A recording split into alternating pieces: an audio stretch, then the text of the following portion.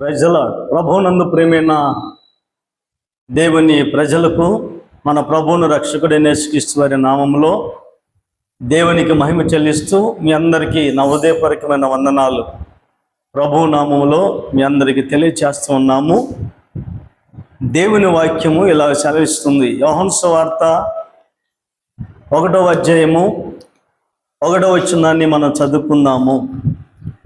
పరిశుద్ధ లేఖనం నుంచి యోహాను సువార్త 1వ అధ్యాయం 1వ వచనం చదువుకుందాం. ఆదియందు వాక్యముండెను, ఆదియందు వాక్యముండెను, వాక్యము దేవుని వద్ద ఉండెను, వాక్యము దేవుని యొద్ద ఉండెను, వాక్యము దేవుడై ఉండెను. వాక్యము దేవుడై ఉండెను. చాలు పిల్లరా, వాక్యమే దేవుడు, దేవుడే వాక్యమై ఉన్నాడు. వాక్యమై ఉన్న దేవుడు మన మధ్యకి కృపాసత్య సంపూర్ణుడుగా దిగి వచ్చినాడని 14వ వచనంలో రాయబడి ఉన్నది మాట. ఆ వాక్యము శరీరధారి, ఆ వాక్యమే శరీరధారి, కృపాసత్య సంపూర్ణుడుగా, కృపాసత్య సంపూర్ణుడుగా మన మధ్య నివసించెను. మన మధ్య నివసించెను. వాక్యమై ఉన్న దేవుడు శరీరమును అమర్చుకొని ఆయన మన మధ్యలో నివసించెను లేఖనాల్లో రాయబడి ఉన్నది.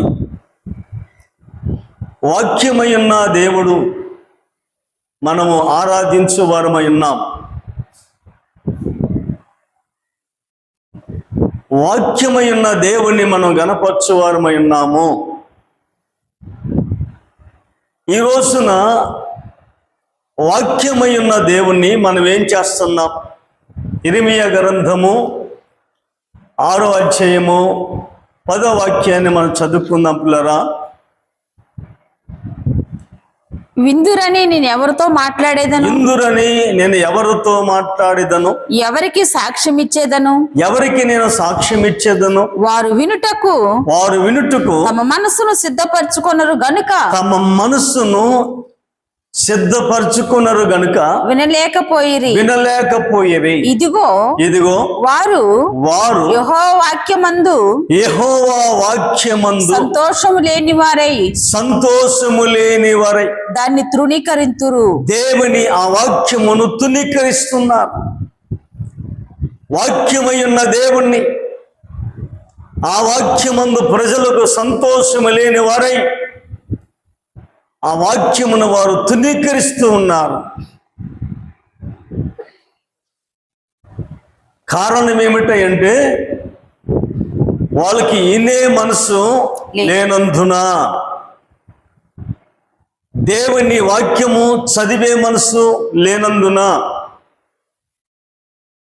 దేవుని వాక్యము చదవరు, దేవుని వాక్యము వినరు. వారికి ఆ మనసు లేదు. బైబిల్ చెప్తుంది, క్రీస్తు యేసునకు కలిగిన మనస్సును మీరును కలిగి ఉండుడి అని బైబిల్లో రాయబడి ఉంది. భూ సంబంధమైన దాని మీద మీ మనసు పెట్టుకుని పైనున్న వాటి మీదనే మీ మనసు పెట్టుడి అని బైబిల్లో చక్కగా రాయబడి ఉంది. వాక్యమై ఉన్న దేవుని యందు ప్రజలకు సంతోషము లేకపోయాను. దేవుని వాక్యమును ప్రజలను తృణీకరిస్తున్నారు. ఆ వాక్యంలో సంతోషము లేని వారై ఉన్నారు. కారణం ఏమిటంటే వారికి వినే మనసు లేదు. దేవుని వాక్యము వినే మనసు లేనందున దేవుని వాక్యాన్ని వారు అశ్రద్ధ చేస్తూ ఉన్నారు, నిర్లక్ష్య వైఖరి కలిగి ఉన్నారని దేవుని వాక్యం తెలియచేయబడుతుంది. వాక్యమై ఉన్న దేవుడైన ఆ వాక్యమును ప్రేమించలేక మనం ఉంటున్నామా? దేవుని వాక్యమును ధ్యానించే వారు ధన్యులని బైబిల్లో రాయబడి ఉన్నది. దేవుని వాక్యమును ప్రేమించేవారు ధన్యులని బైబిల్లో రాయబడి ఉన్నది. వాక్యమును ప్రేమించిన నీవు దేవుని ఎలా ప్రేమించగలుగుతావు? వాక్యమే దేవుడు, దేవుడే వాక్యమై ఉన్నది. ఈరోజు అట్టి వాక్యానికి దూరం అయిపోతున్నాం మనం. ఆ వాక్యంలో సంతోషం లేని వారు అయిపోయాం. దేవుని వాక్యము వినే మనసు లేనందున, మన మనసులో అడియాసలే తిరిగినందున మన మనసులు భూసంబంధమైన వాటి మీద పెట్టినందున సంతోషం లేని వారు అయిపోతున్నాం. తాత్కాలికమైన సంతోషం కొరకే అంతలో కనబడి అంతలో మాయమయ్యే ఆవిరి వంటి మన బ్రతుకులకు దేవుని వాక్యమే సంపూర్ణ సంతోషాన్ని కలిగిస్తుందని దేవుని వాక్యం తెలియచేయబడుతుంది. పిల్లరా, దేవుని వాక్యాన్ని మనం చదివినప్పుడు చాలా విషయాలు రాయబడి ఉన్నాయి పరిశుద్ధ గ్రంథంలో. యెషయా గ్రంథము 30వ అధ్యాయము 12, 13, 14 వచ్చిందాన్ని మనం చదువుకుందాం. అందుచేతను ఇశ్రాయేలు యొక్క పరిశుద్ధ దేవుడు ఇలాగ సెలవిచ్చును, మీరు ఈ వాక్యం వద్దని త్రోసివేసి బలత్కారమును కృత్రిమమును నమ్ముకొని అట్టి వాటిని ఆధారము చేసుకొంటిరి గనుక ఈ దోషము మీకు ఎత్తైన గోడ నుండి జోగి పడిపోవచ్చున్న గోడ అడ్డవలే అగును. అది ఒక క్షణములోనే హఠాత్తుగా పడిపోవును. మాకు ఈ వాక్యము వద్దు అనే వాక్యమును ఏం చేస్తున్నారంటే త్రోసివేస్తున్నారు. దేవుని వాక్యమును తృణీకరిస్తున్నారు. ఆదియందు వాక్యమును, వాక్యము దేవుని యొద్దనును, ఆ వాక్యమే దేవుడయ్యుండును. ఆ వాక్యమును తృణీకరిస్తున్నారు, త్రోసివేస్తున్నారు. ప్రియ సంఘమా, దేవుని వాక్యము నిన్ను బ్రతికిస్తుంది. జుంటెత్తిన దారాల కంటే మధురమైనది. ఆ వాక్యం మన త్రోవలకు, మన పాదములకు దీపమై ఉన్నది. ఆ వాక్యం మనం బ్రతికిస్తుంది, నెమ్మదినిస్తుందని బైబిల్లో రాయబడి ఉంది కదా. నీ వాక్యం నాకు దొరకగా దాన్ని నేను భుజించుతునని భక్తులు చెప్తున్నారు. ఈరోజు దేవుని వాక్యం సమృద్ధిగా మీ మధ్యలో ఉంది. రేపు ఒక దినం రాబోతుంది, వాక్యము కరువు పోతున్న దినాలు రాబోతున్నాయి. వాక్యము నిమిత్తమైన పరిగెత్తిన దొరకని దినాలు, వాక్యం విందామని ఆశపడిన దొరకని దినాలు రాబోతున్నాయి. ఇప్పుడు దేవుని గ్రంథములను తొక్కివేస్తూ, చించివేస్తూ, కాల్చివేస్తున్న పరిస్థితులన్నీ మనం చూస్తూ ఉన్నాం కదా. ప్రియ దేవుని జంగమా, దేవుని పరిశుద్ధులారా, ఇట్టి వాక్యమును మీరు తునీకరించేవారిగా, త్రోసివేసేవారిగా, ఆ వాక్యం ముందు సంతోషము లేనివారిగా, ఆ వాక్యం మాకు వద్దు అన్నట్లుగా మనం ఒకవేళ జీవిస్తున్నానేమో. దేవుని వాక్యం జుంట తీర దారాల కంటే మధురమైనది. దేవుని వాక్యం బాధల్లో మనకు నెమ్మదినిస్తుంది. దేవుని వాక్యం మనకు ఆదరణ కలిగిస్తుంది. దేవుని వాక్యం మనకు భరోసా ఇస్తుంది. దేవుని వాక్యం మనల్ని బలపరుస్తుంది. దేవుని వాక్యం మన నెమ్మదిని కలిగిస్తుంది. ఇన్ని విషయాలు పరిశుద్ధ గ్రంథములో చక్కగా రాయబడి ఉన్నాయి కదా. ఈ రోజున మనం ఎలాంటి అనుభవంలో నుంచి ఈ ఆత్మీయాత్రలో ప్రయాణం చేస్తున్నామో మనల్ని మనం ఒకసారి యోచించువారమై ఉన్నాం. దేవుణ్ణి ఆరాధిస్తున్న దైవ జనాంగమా, దేవుని ప్రజలారా, వాక్యమై ఉన్న దేవుడు రేపు రాబోతున్న దినాలలో ఇదే వాక్యం మనకు దొరకకపోవచ్చు. వాక్యం అనే కరువు రాబోతుంది. రేపు ఆ పరిస్థితి ఏమిటి ఆలోచించండి. దేవుని వాక్యం ఉండగానే దానిని మనము సద్వినియోగం చేసుకున్న వారమై ఉన్నాం. వాక్యం లేనందున, వాక్యం కావాలని ఎదిగితే నీకు ఎక్కడ దొరికిద్ది? దేవుని వాక్యం తెలియచేస్తుంది కదా. కాబట్టి జనులు పరిశుద్ధ లేఖనములో ఆమోసు గ్రంథము 8వ అధ్యాయము 11వ వచనము ఈ మాట రాయబడింది. రాబో దినములయందు దేశములో నేను క్షామం పుట్టింతును. దేశములో నేను క్షామము పుట్టింతును. అది అన్నపానములు లేకపోవుట చేత అన్నపానములు లేకపోవుట చేత కలుగు క్షామము కాక యెహోవా మాటను వినకపోవుట వలన కలుగు క్షేమముగా ఉండును. క్షేమముగా ఉండును. ఇదే యెహోవా వాక్కు. కాబట్టి జనులు యెహోవా మాట వెదుకుటకై, దేవుని మాట కొరకై వెదుకుటకై ఈ సముద్రము నుండి ఆ సముద్రం వరకు ఉత్తర దిక్కు నుండి తూర్పు దిక్కు వరకు సంచరించుదురు గాని అది వారికి దొరకదు. దేవుని వాక్యము దొరకదు. ప్రియజనంగమా, వాక్యమందు సంతోషం లేని వారై ఉన్నారా? దేవుని వాక్యమును మీరు తృణీకరిస్తున్నారా, త్రోసివేస్తున్నారా? ఇంకా లేఖనాల్లో మనం చదివితే ఇర్మీయా గ్రంథము చూడండి పిల్లరా, 8వ అధ్యాయము 7, 8, 9 వచనాలు మనం చదువుకున్నాం.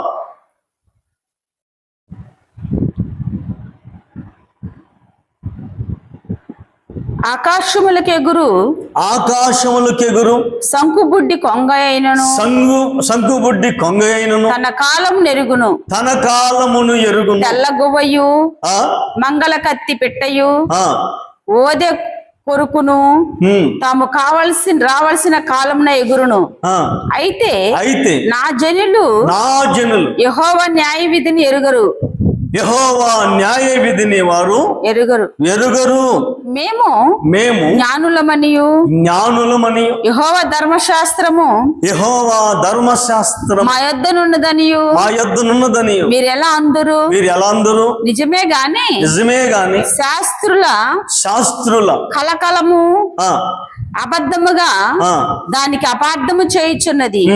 జ్ఞానులు అవమానం నొందిన వారైరి, వారు విస్మయముంది చిక్కున పడి ఉన్నారు. వారు యెహోవా వాక్యమును నిరాకరించారు. వారికి ఏ పాటి జ్ఞానము కలదు? దేవుని వాక్యమును నిరాకరిస్తున్నారు ఈ రోజున. ప్రియజనమా, క్రైస్తవులారా, క్రీస్తును ఆరాధిస్తున్న దేవుని ప్రజలారా, దేవుని వాక్యమును నిరాకరిస్తున్నారు. ఈరోజు దేవుని వాక్యము ప్రజలకు ఎలా ఉందో తెలుసా? యోబు భక్తుడు అంటాడు 15వ అధ్యాయం 11వ వచనంలో, యోబు గ్రంథము 15వ అధ్యాయము 11వ వచనంలో యోబు భక్తుడు అంటాడు, చూడండి, యోబు గ్రంథము 15:11వ వచనంలో ఈ మాట చక్కగా రాయబడి ఉంది. దేవుడు సెలవిచ్చిన ఆదరణ నీకు తేలికగా ఉన్నదా? ఇట్లు నీతో మృదువుగా పలకబడిన నేను మీతో మృదువుగా పలకబడిన వాక్యము తేలికగా ఉన్నదా? ఎలా తేలికైపోయింది. దేవుని వాక్యము ప్రజలకు తేలికైపోయింది. ఏమండి, మేము ఎప్పుడు ఇదే వింటున్నాం కదా, 24 గంటలు టీవీలో, 24 గంటలు యూట్యూబ్లో వస్తుంది. ఎంతో మంది దేవుని సేవకులు సేవకురాలు దేవుని వాక్యమును బోధిస్తున్నారు కదని ఈరోజు ప్రజలు విని దేవుని వాక్యం ప్రజలకి ఇప్పుడు ఎలా అయిందంటే తేలికైపోయింది, సులభనైపోయింది. అందుకే నా దేవుడు అంటాడు కదా, మిమ్మల్ని బట్టి నా నామం అన్ని జనుల మధ్య దూషించబడుతుంది కదా అని దేవుడు బాధపడుతున్నారు. క్రైస్తవ ప్రపంచమా, మేల్కొల్పబడే దినాలివి, దేవుడు రాకడ ఆసనమైన దినాలివి, వాక్యం కరువైపోతున్న దినాలివి, మేల్కొల్పబడాలి. ఈరోజు దేవుని వాక్యం నీకు తేలికగా ఉందా? మృదువుగా మాట్లాడి ఆదరణ కలిగించే మాటలతో దేవుడు తన వాక్కుల చేత, వాక్యమైన దేవుడు మనతో మాట్లాడుతుంటే మనల్ని సరి చేసుకొని చక్కబడి బుద్ధి కలిగిన కన్యకలుగా సిద్ధపడి ఉండమని దేవుడి వాక్యం చేత దేవుడు మనతో మాట్లాడుతుంటే, సిద్ధపాటు కలిగి ఉండమని చెప్తుంటే, ఇలా దేవుని వాక్యము మనుషులకు తేలికైపోయింది. ఎప్పుడు ఇన్నిదే కదా, మా పితరుల నాటి నుంచి వింటున్నాం కదా, మా పూర్వీకులను కూడా విన్నారు కదా అన్నట్లుగా దేవుని వాక్యానికి దూరం అయిపోతున్నారు. దేవుని వాక్యము పట్ల అశ్రద్ధ చూపిస్తూ నిర్లక్ష్య వైఖరి కలిగి ఉంటున్నాం మనం. దేవుని వాక్యము ప్రజలకు తేలికైపోయింది. వాక్యమే కదా దేవుడు. ఆ వాక్యమే ఉన్న దేవుడు నీకు తేలికైపోయాడా? నిన్ను ప్రేమించిన దేవుడు, నిన్ను రక్షించిన దేవుడు, నిన్ను విమోచించిన దేవుడు నీకు రోజు తేలికైపోయాడా? ప్రియ దేవుని బిడలారా, ఇంతగా మనల్ని ప్రేమించిన వాక్యమయ్యున్న రక్షకుడైన దేవుడు నీకు తేలిక కనిపిస్తున్నాడా? మనల్ని ప్రేమించాడైనా, మనందరి నిమిత్తమై మనకు గొప్ప రక్షణ భాగ్యం ఇవ్వటానికి ఆఖరి రక్తపు పట్టు మన కొరకు చిందించాడైనా, మన కొరకు మరణించాడు. సమాధి చేయబడి 3వ దినాన మృత్యుంజయుడే తిరిగి లేచిన దేవుడు. ఆయన నువ్వు అశ్రద్ధ చేస్తున్నావా? ఆయనను నీవు నిర్లక్ష్యం, ఆయనను నీవు తునీకరించిన వారిగా మనం ఉంటున్నామేమో. మనల్ని మనం పరీక్షించుకొని వాక్యమై ఉన్న దేవుణ్ణి ప్రేమించుదాం, భయపడదాం, వాక్యమును హత్తుకుందాం. వాక్యం ఉన్న టైంలోనే దాన్ని మనం వినియోగించుకుందాం. ఒకరోజు ఒక కాలం రాబోతుంది, ఈ వాక్యం దొరకని రోజు రాబోతుంది. అప్పుడు మనం గుండెలు బాదుకున్నా, వేడ్చినా, ఎతికినా దొరకని దినాలు ఉన్నాయని బైబిల్లో రాయబడి ఉంది. నా ప్రియ తల్లి, నా తండ్రి, నా అన్న, తమ్ముడా, దేవుని సేవకులుగా చేతులెత్తి చెప్తున్నాను, సమయం ఉండగానే మనం దాన్ని సద్వినియోగం చేసుకుందాము. దేవుని వాక్యాన్ని ప్రేమించుదాము. దేవుని కొరకు మనం నిలబడదాం. ఆ కృప దేవుడు మనందరికీ సమృద్ధిగా అనుగ్రహించునుగాక. ఆమేన్, ఆమేన్, ఆమేన్. చెప్పబడిన వాక్యము మనందరి హృదయాలలో ఫలభరితమైన నురంతల ఆ ఆత్మీయ ఫలాలు మనలో ఫలించినట్లుగా మనము ప్రార్థన చేసుకుందాం. ఆ ప్రేమ కలిగిన మా తండ్రి, దయాళుడైన దేవా, మీరు మాతో మాట్లాడిన మీ లేఖన భాగముల నుంచి బట్టి మీకు స్తోత్రములు చెల్లిస్తున్నామునైనా. మీరు అందించిన శ్రేష్టమైన వర్తమానము మా ఆత్మీయ జీవితంలో దేవుని రాజ్యానికి మేము దానిని అనుభవంలోనికి తెచ్చుకున్నట్లుగా కృప చూపించమని ప్రార్థన చేస్తున్నాం. మీ వాక్యం చేత మాతో మాట్లాడినందుకు వందనాలు. మేము సరిచేయబడి వాక్యంతో అంతగట్టబడి నూరంతులుగా ఫలభరితమైన జీవితం కలిగి ఫలించేవారిగా, అభివృద్ధి చెందేవారిగా ఉన్నట్లుగా కృప చూపించమని నైనా ప్రార్థన చేస్తున్నాం.